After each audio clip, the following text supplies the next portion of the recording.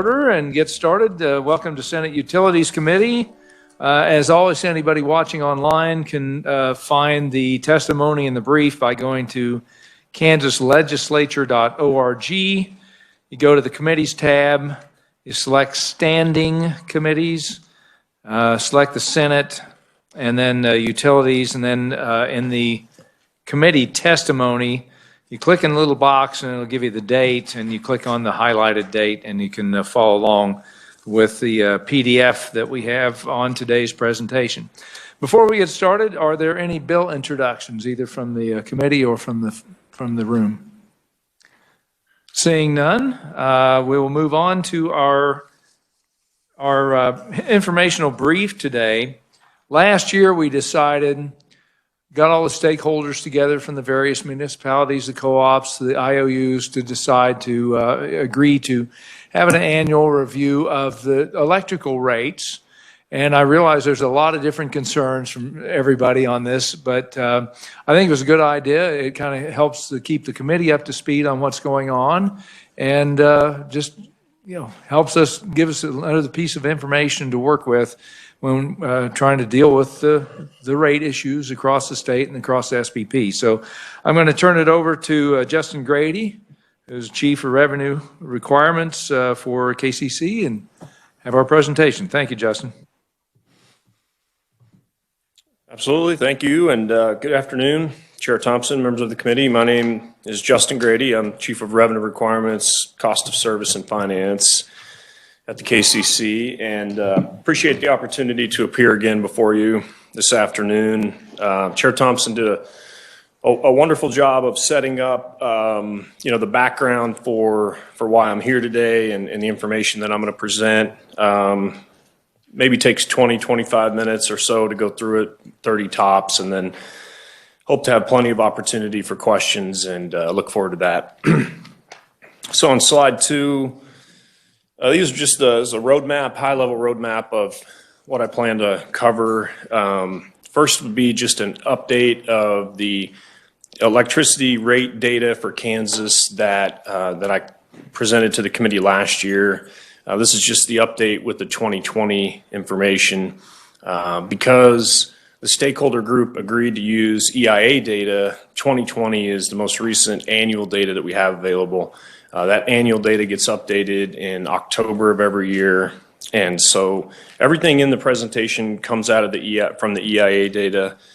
So we'll do updated 2020 comparisons, and then just generally regional rate comparisons as called for in the agreement.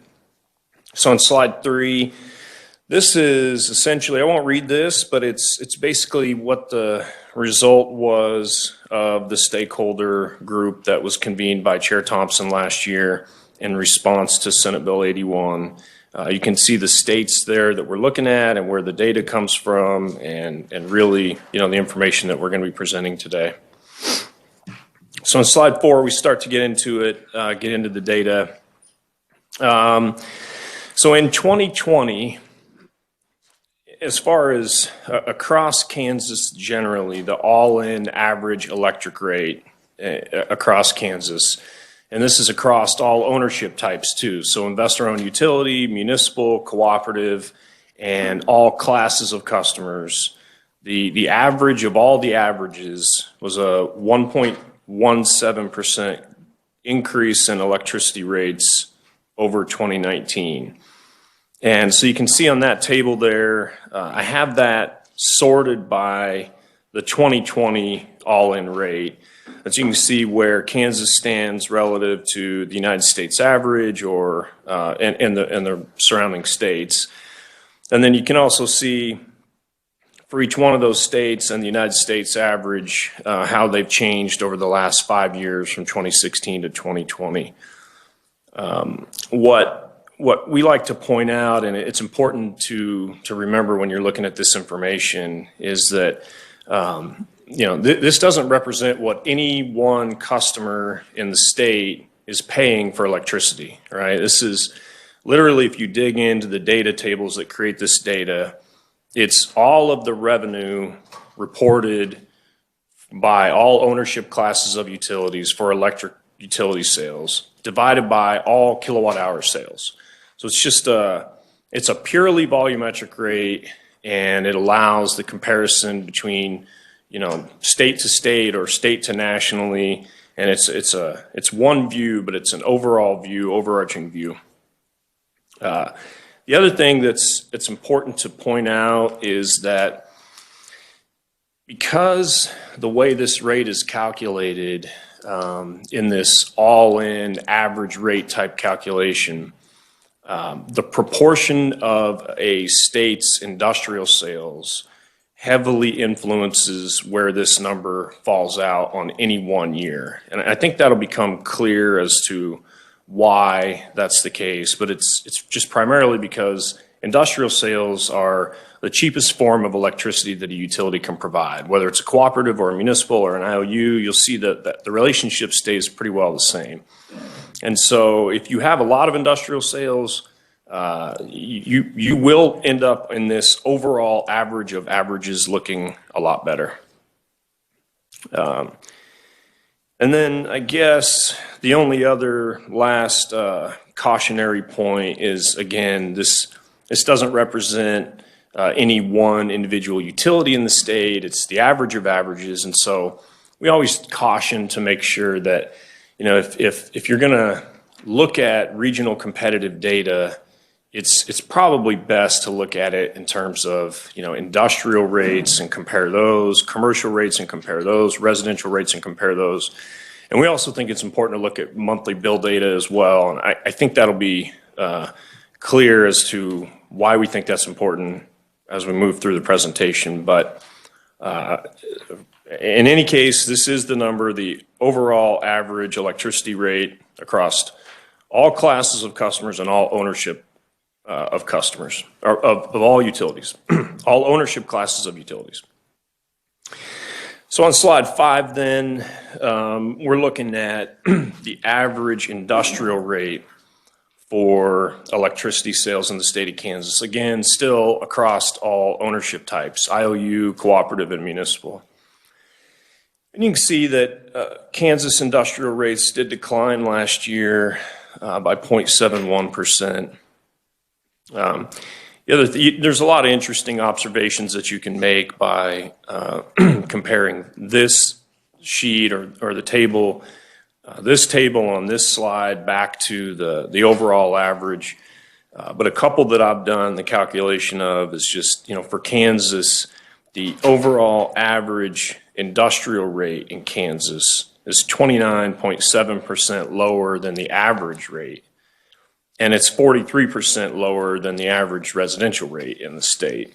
And so, if you were to do that calculation for pick a state, you'll see that industrial rates are, there's not a secret why. Industrial rates are the cheapest form of electricity to produce.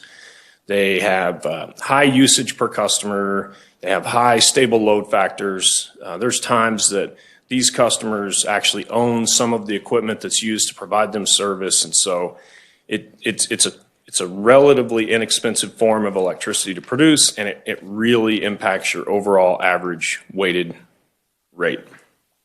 Slide 6 is the information for residential customers. Now again, this is still not investor-owned utilities or cooperatives or municipals, but all residential customers in the state. You can see that information is sorted by 2020 average residential rate. You can see where Kansas stands relative to its neighbors and relative to the United States as a whole. And this is an interesting couple of interesting observations between slide 6 and slide 7 here.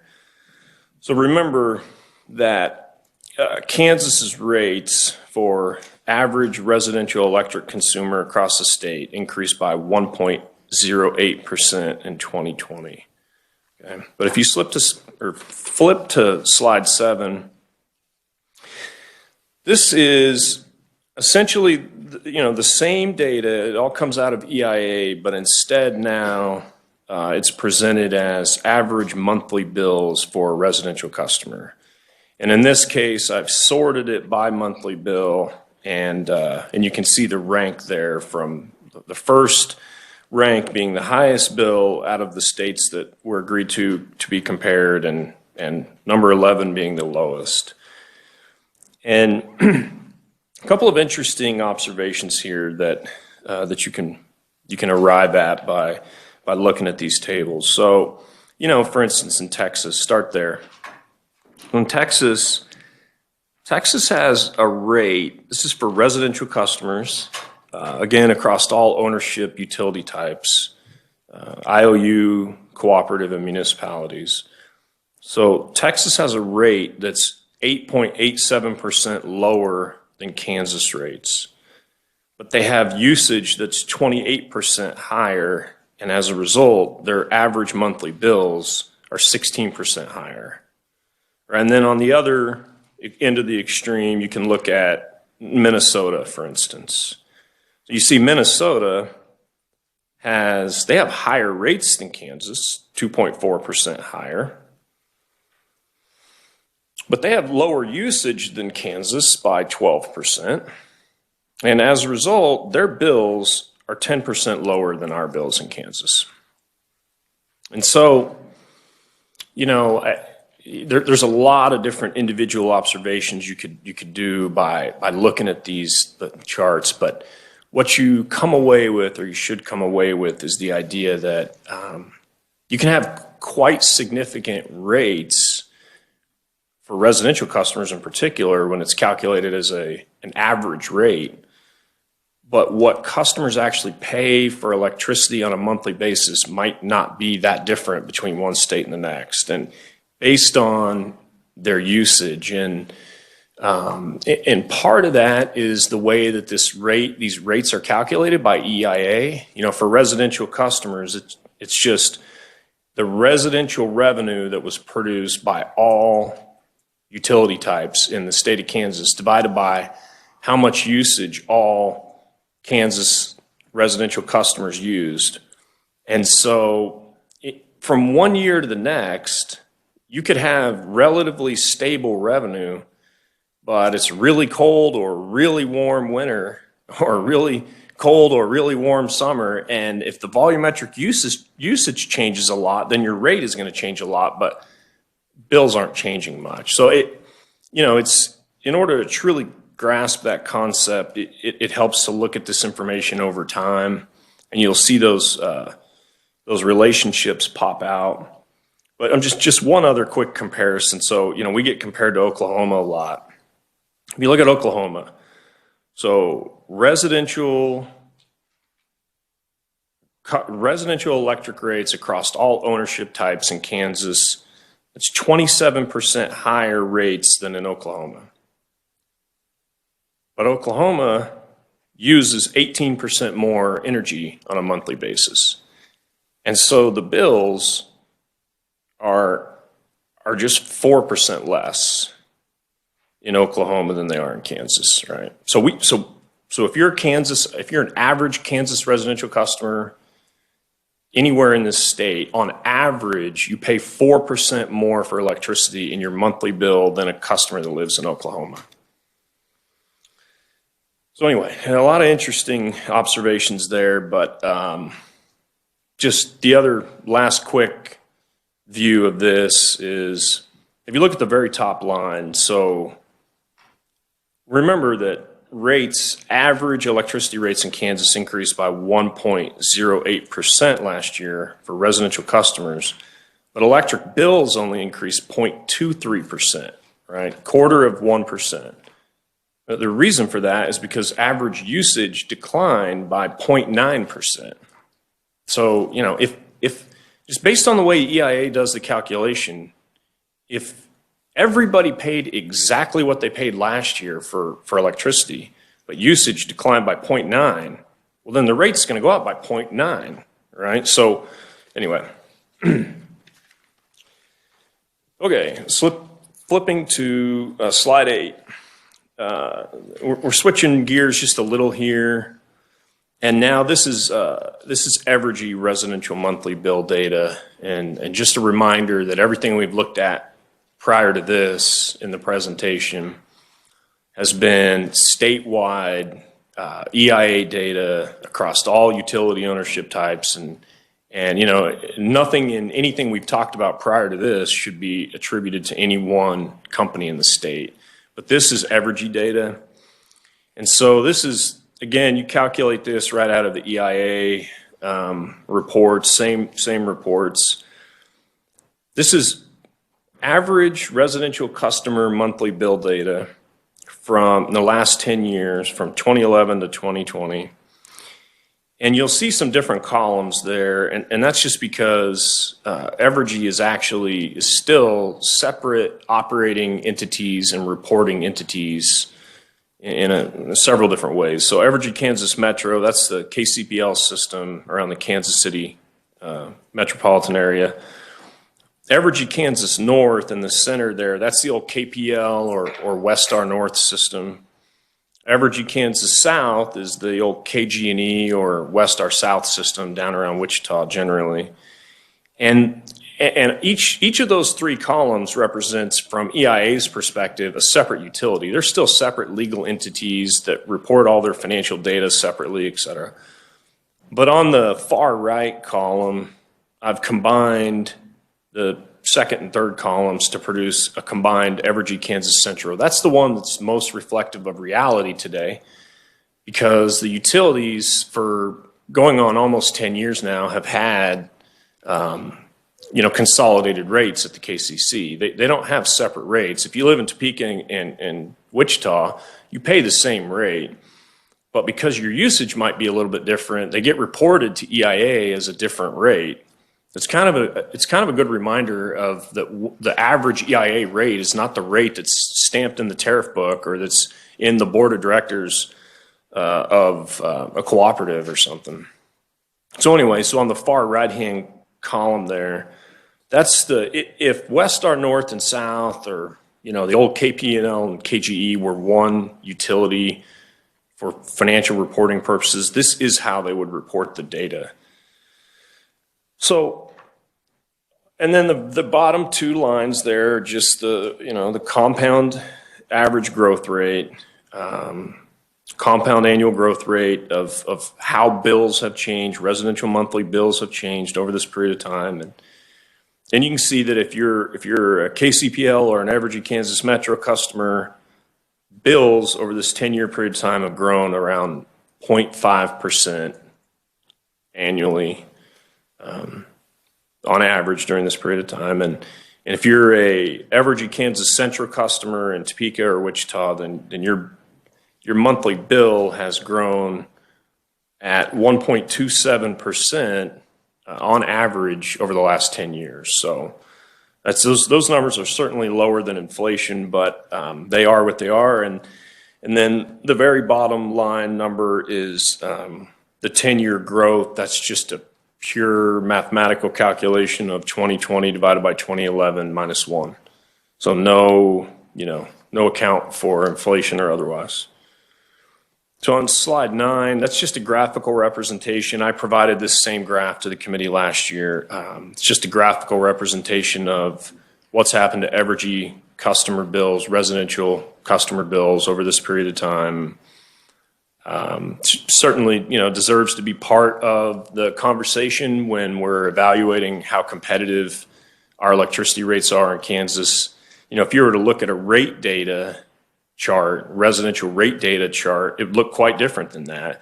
Rates have increased quite, more than half of 1% or 1.5% over this 10-year period of time, but customers continue to get efficient and reduce their usage as well, and that has a certain degree of canceling out effect, and bills just haven't seen that same level of price appreciation as rates have.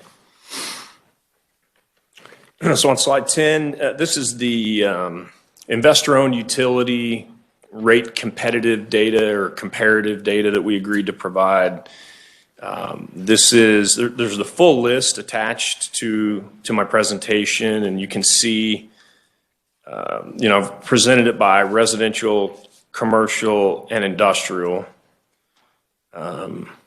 again, this is just, all the data comes right out of EIA, and I've highlighted Evergy Metro, the Kansas City Power and Light, and the combined Evergy Kansas Central. And a quick caveat with regard to the information. So like I mentioned, the operating utilities are reported separately. So, but for the one that's combined there, which has a typo, an embarrassing typo of Evergy Kansas Central, that's as if Westar North and South reported combined. And so I've created that data based on the EIA data. And so, but I left all the other source data in the spreadsheet. So there's not actually 38 utilities. That's the 38th utility. There's 37 utilities reported by EIA, but we created that one so that you could understand. If you look at Evergy Kansas Central, you know, their rates are consolidated, and they have been for 10 years. So, and then in each one of the sheets that I've attached to the presentation, you can see how any individual utility rate or monthly bill compares to the median or the average outside of Kansas. And basically what I've done is just pull together those summary level observations here on slide 10. So on slide 10, out of 38 utilities, Evergy Kansas Central ranks 11th highest in rates. They rank 16th highest in bills. Their rates are 10.24% higher than the average outside of Kansas. Their bills are 7% higher than the average. And the Evergy Kansas Metro observations are there as well. Their bills are 28% higher, 28.84% higher, even though you still only rank 9th in terms of rates. You know, you noticed before when we looked at the historical graph of how Evergy Kansas Metro's monthly bill data has changed over the last 10 years. Evergy Kansas Metro, the old KCPL system, has had relatively high residential rates and bills, monthly bills, for over 10 years.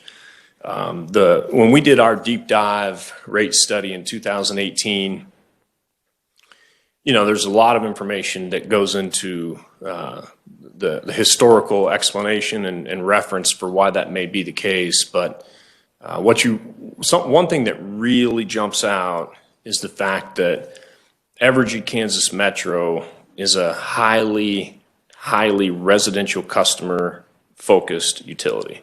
I mean, they have amazingly low amounts of commercial and industrial customers relative to their peers. And so residential utility electricity costs are the highest cost electricity to produce. And so, you know, on average, they have high, they don't compare well to other regional utilities when it comes to bills or rates, really, on a residential level.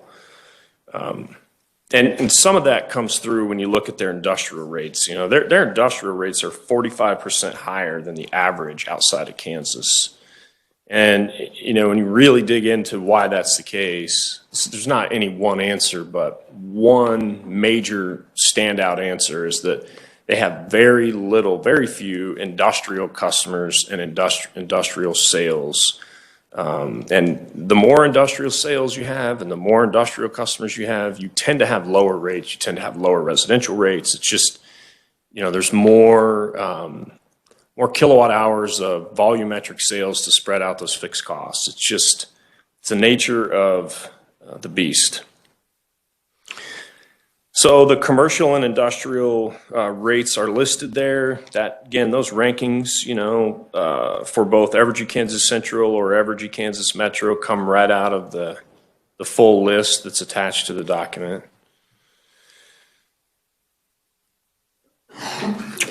And I guess just one last word of caution is that, you know, while we're getting more granular and more informative in terms of the number, these are calculated by EIA. They still are purely volumetric and in nature, and it doesn't represent what's actually stamped on the tariff book at the KCC. It's a simplified all-in type revenue requirement calculation or rates calculation. Okay, slides 11 and 12 are the last two slides in the deck. On slide 11 is the comparative cooperative data. And so I learned something in putting this presentation together, which is that not every Kansas cooperative that provides electricity service in the state reports their data to EIA.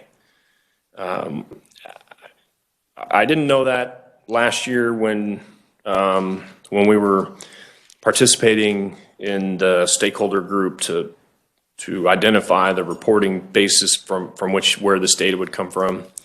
And I don't, as I stand here today, I don't necessarily know the reason for that, although I surmise that it's because cooperative utilities aren't regulated fully in the state of Kansas, and the oversight regulatory scheme of cooperatives is very similar in Kansas as it is to anywhere else in the country. So I think that it's just because they're not required to report the data to the federal government, to the Energy Information Administration, they just don't.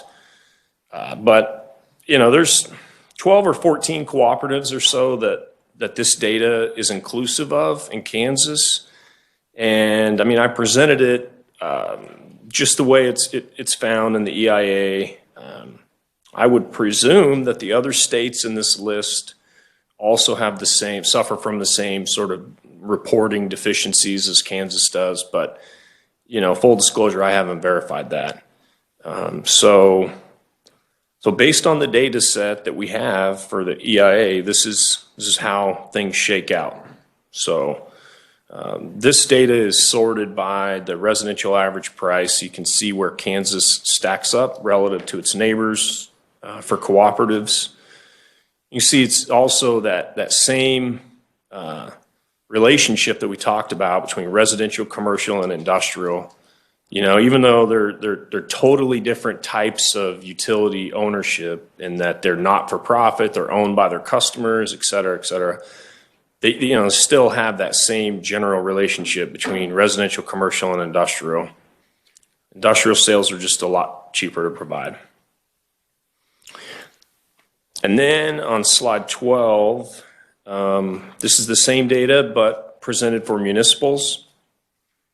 And it's the same caveat here in that when I looked at the municipal utilities that did report and provide the data, the big municipals in Kansas that you'd expect to report did, but there are dozens and dozens of smaller municipal entities that didn't report their data into the EIA. Either that or, you know, it exists somewhere else and the EIA didn't pull it into the tables and the reports that we agreed where this information would come from.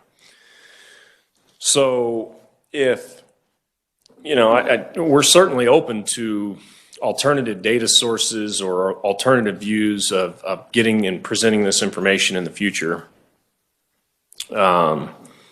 You know, we can certainly talk with the representatives of the municipals and the cooperatives to see if there's another more all-encompassing, reliable data source than the EIA. Then we'll certainly, you know, as long as everybody agrees and everybody can get access to the data, then we can, you know, revise this information and provide it back to the committee or change it up how we present it next year. But that concludes my prepared remarks and what we put together for electricity rate competitive, regionally competitive rate data. So with that, certainly look forward to any questions that the committee has. Thank you, Justin. Committee, any questions? Senator Hawk. Thank you, Mr. Chairman. Thank you, Justin. I'm looking at slide 7, and it's sort of interesting on Colorado and their average monthly consumption, while their rate per kilowatt hour isn't a lot different than ours. I mean, it's lower. but the average monthly bill. So I'm doing some mental gymnastics as to why that could be. Is it easier to air condition your home in Colorado because of the average temperature? Do they have more rooftop solar? Did they do energy efficiency? What would your thinking be about why Colorado would be significantly lower than really almost any of the other comparable states? Yeah, it's a lot lower. I mean, the first observation is just pure quantitatively, mathematically, right? If you look at how much lower their usage is than Kansas or than the average United States total, it's significantly lower.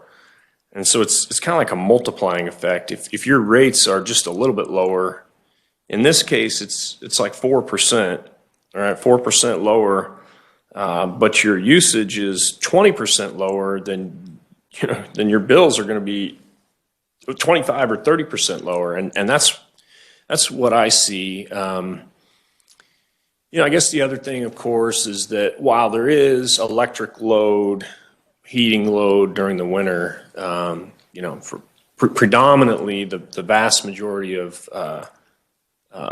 residential electric consumption is going to be in the summer, right? That's when we set all of our peaks, and that's when a lot of consumption racks up. And so obviously Colorado has a lot milder summers than we do, but those are just high-level observations that don't really do your question justice, honestly, Senator. I mean, I know they do have pretty aggressive energy efficiency targets and programs, and that may very well be it. And then to the extent they did have rooftop solar, and there was a subsidy that was supporting that, a state-based subsidy, and it didn't show up in their electric rates, then that can happen too, right? If your average usage goes way down, but your bill stays relatively low as well, I mean, that does happen, right? So in Iowa, for instance, you see Iowa's electricity rates look very, very low, and it just kind of depends on what you look at. Iowa has a state production tax credit for wind, right? And so when the state, and it's sizable, and so when the state production tax credit lowers the amount of revenue that utility companies have to recover from their customers, but you don't see the sort of source of that in your electricity rates. So it's tough, you get into individual state by state comparisons. There's a lot of individual contributing characteristics or factors that go into it, but that's probably all I can offer at the moment. Thank you. I just thought it really stood out in terms of that being such a neighboring state. So appreciate your comments. Thank you, Mr. Chairman. Hey, committee, any other questions? I kind of dovetailing on that, Justin, I guess, you're looking at Texas being a deregulated market, but their usage is probably higher because it's hotter down there. And I understand that's probably not an apples to apples comparison. What's the structure in North Dakota? I'm just kind of curious about, they seem to have fairly low rate. Of course, they have a low population too. It's like 759,000 people up there. Have you taken a look at North Dakota? Yeah, I haven't looked closely in terms of, an attempt to understand or explain, similarities or differences between them and Kansas. But they are an interesting observation too, right? If you just look at slide 7, and they have rates that are almost 26-27% lower than us, but they pay basically the same average monthly bill, right? So, interestingly enough, they have their average monthly consumption is 18% higher than ours is. So, if we were doing a rate case for Kansas and North Dakota, and we had everybody here that it took to do that, and the revenue essentially what you can read from this is that both states collect the same amount of revenue from their residential customers to provide electricity service, all right? But this state uses a lot more electricity and this state uses a lot less electricity. And so, I don't know what else explains. I was just trying to think through all the rate studies we did and that LEI and others did. I don't think there was that granular of a view to focus specifically on North Dakota and why they would stand out and why their rates would be lower. But one surefire reason why that may very well be the case is because they have a lot higher usage, right? And a pretty significant portion of the costs of producing natural gas or electricity service are fixed costs, right? Everything outside of fuel, if you were to get right down to it from a pure project costing or managerial cost accounting view, almost everything that it takes to produce electricity outside of the fuel and variable O&M is fixed costs. But we don't price it or charge for it like that, right? So it gets reflected in your volumetric rate based on how much volume customers use, and I just think that's a major contributing factor. One other question. Are the cost recovery mechanisms factored into these rates? Yes, sir. Okay. Yep. So this is all in, every bit of revenue that a utility reports to EIA or others, and the numbers look very similar. I mean, last year when I reported to the committee, we used a lot of FERC Form 1 data and SNL, Regulatory Research Associates data.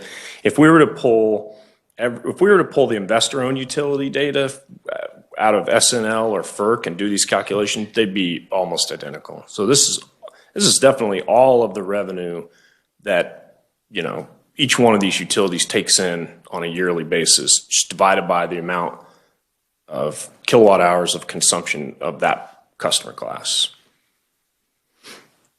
Any other questions? Seeing none, thank you very much. I appreciate the report, Justin. Thank you. Committee, tomorrow we will be hearing Senate Bill 323. The plan is to also hear 324 the next day. We'll see how long testimony goes and whether or not we have to extend it. But the plan is that, and then, of course, no meeting on Friday. I don't have any other business, so with that, we are adjourned. Thank you very much.